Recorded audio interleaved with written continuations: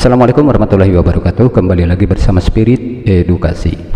Bapak dan Ibu guru, juga sahabat edukasi, pada kesempatan ini saya akan berbagi trik atau cara bagaimana membuat soal ulangan harian atau PTS dengan cepat, yaitu dengan cara memindahkan soal yang ada di buku atau di catatan kita melalui suara yang direkam oleh komputer. Nah, cara ini tentu ini untuk mempermudah saja sebetulnya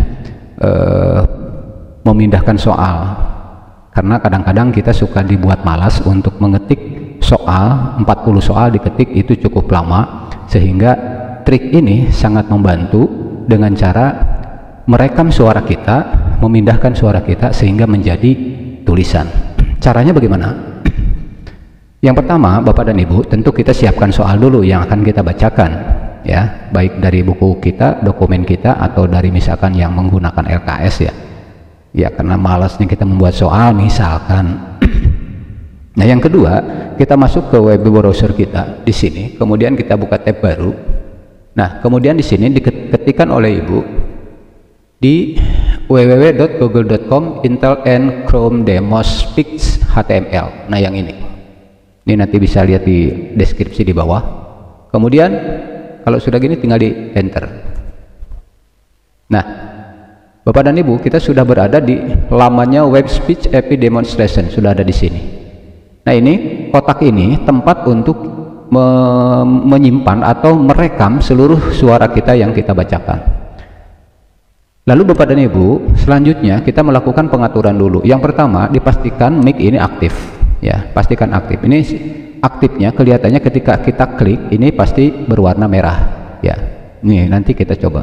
Kemudian yang kedua, pengaturan bahasa. Nah, ini bahasa default atau bawaannya adalah English United States, tetapi kalau kita ingin menggunakan bahasa Inggris, ya ini dibiarkan saja.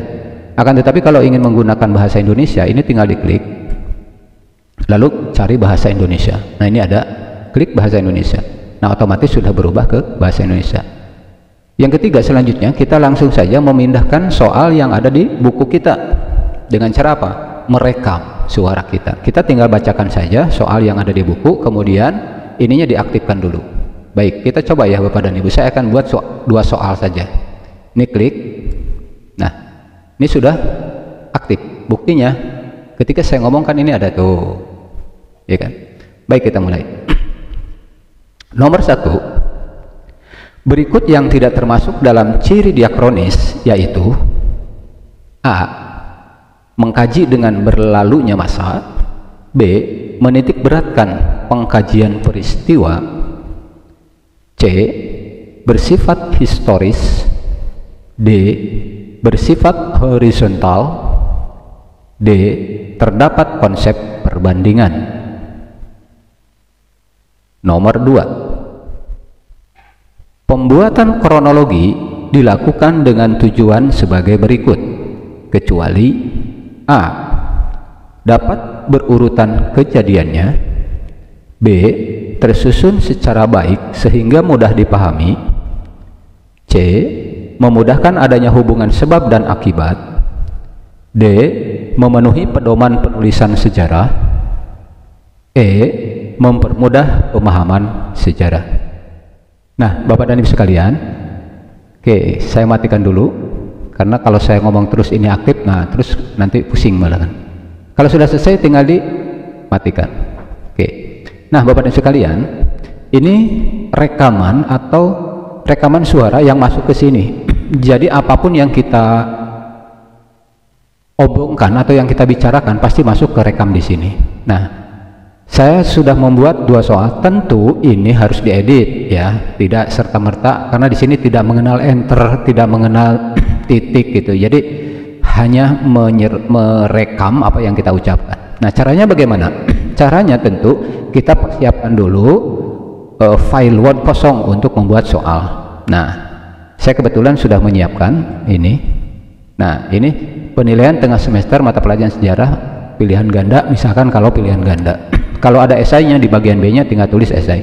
Lalu Bapak dan Ibu, ini tinggal di copy, Ctrl C. Ini tinggal di Ctrl C di keyboard, Ctrl C. Kemudian masuk ke Word yang kosong tadi. Nah, tinggal di sini Ctrl V atau pastekan di sini. Nah, ini sudah masuk ya Bapak dan Ibu. Baik, kita tinggal utak-atik aja di sini. Misalkan, nah ini kita atur dulu, ini nggak usah bold, kemudian ininya di hurufnya di 12, kemudian jenis hurufnya, kalau saya membuat soal lebih kepada Gilsen MT karena ini yang biasa digunakan di koran-koran atau di majalah, karena ini tidak membosankan ketika dibaca anak. Gilsen itu menurut penelitian, konon kabarnya seperti itu, maka saya sering menggunakan yang Gilsen. Oke, gunakan Gilsen. Kemudian pengaturan jarak. Nah, ini pengaturan jarak diatur dulu seperti biasa kita mau membuat soal. Baik. Nah, karena tadi saya udah bikin 2 soal, berarti saya buat dulu nomor 1 di sini. Oke, 1. Tadi cari dari nomor, nah ini nomor 1 kan, nah ini tinggal di blok aja begitu, di blok, kemudian di pick paste biar balik. Nah, berikut yang kita masuk dalam C kronis yaitu mengkaji dengan berlalunya masa. Nah, berarti dari sini A tadi itu ya, tadi nggak disebut, yaitu titik-titik kan. Nah, ini berarti A di sini. Tadi nggak ngomong A.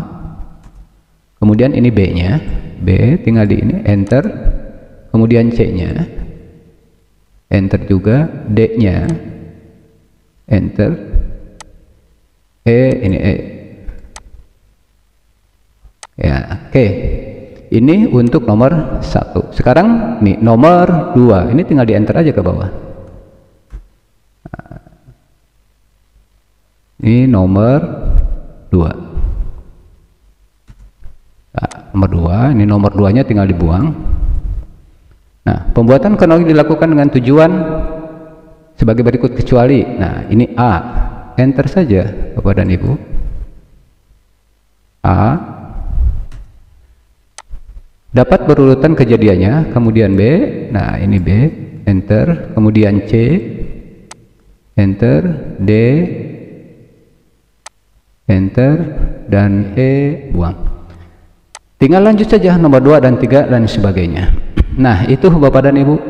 Jadi kita tidak capek mengetik lagi, tinggal langsung memindahkan saja.